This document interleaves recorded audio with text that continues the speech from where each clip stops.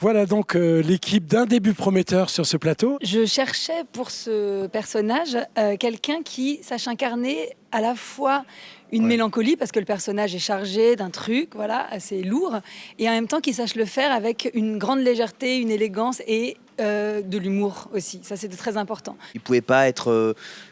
Jeune et fringant. Tu vois, il a fait plusieurs cures qui n'ont pas marché. Il reboit dès le début. Enfin, voilà. Même si ça aurait été plus simple quand même que le gars. Tu vas très mal, mais alors t'as l'air bien. On s'est vu à Bruxelles, dans un hôtel que toi tu connaissais, mais moi non.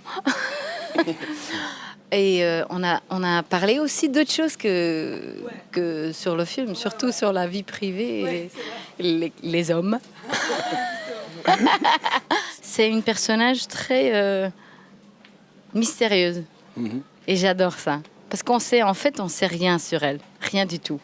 Tu sais, il y a des moments où tu regardes derrière la caméra et puis elle est là et puis elle fait ça avec comme ça là. Et puis elle regarde par terre, tu te dis merde. C'est pour ça.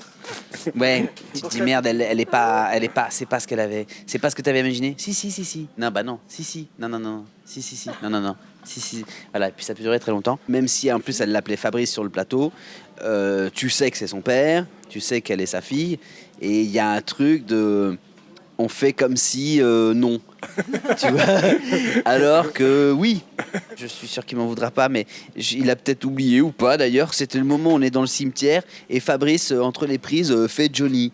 Et puis on était là et puis on se marrait, on riait, on est complètement oublié qu'on était dans un cimetière et il y a des gens qui étaient venus se recueillir sur une tombe à 3-4 tombes de là, tu vois. Je me suis dit ah merde, c'est vrai qu'on est dans un cimetière et tout. Je regarde Fabrice et tout et puis on se dit ah merde. Et puis en fait, ils avaient déposé leurs fleurs et puis ils le regardaient et puis ils faisaient ça. Monsieur Henry m'a séduit pour des quantités de raisons qui m'ont beaucoup touché, qui me touchent beaucoup. Il y a 2 raisons fondamentales qui me touchent dans ce bonhomme. C'est l'amour et la pudeur. Moi, j'aime bien quand il y a les non-dits parce que au moins, ça nous laisse la possibilité de le jouer, quoi. Autant les mots sont importants dans la littérature parce qu'ils permettent de réfléchir, autant je crois que dans l'art dramatique, les mots ont été inventés pour cacher les pensées. 2 acteurs peuvent admirablement jouer une scène.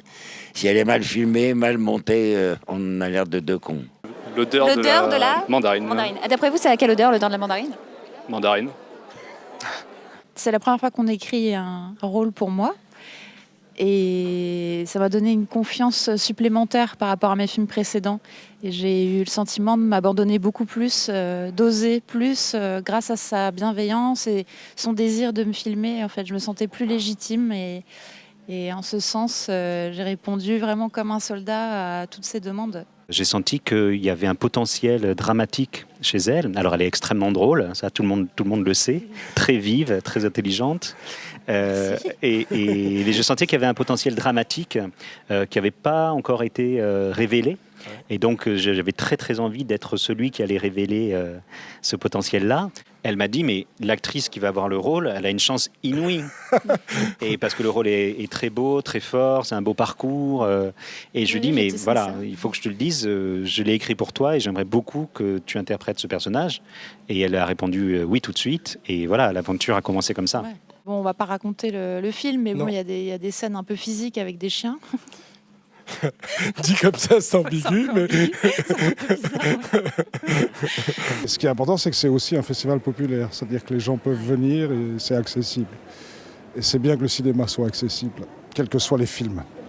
Annie, comme la plupart des acteurs belges, que ce soit actrices ou acteurs, c'est qu'ils incarnent complètement le personnage. C'est-à-dire qu'on est comme on envoie les choses comme ça, et c'est ça, c'est typique bruxellois ça. Et je pense qu'effectivement, de donner autant sans faire attention à l'image qu'on peut rendre, effectivement, je crois que c'est un atout.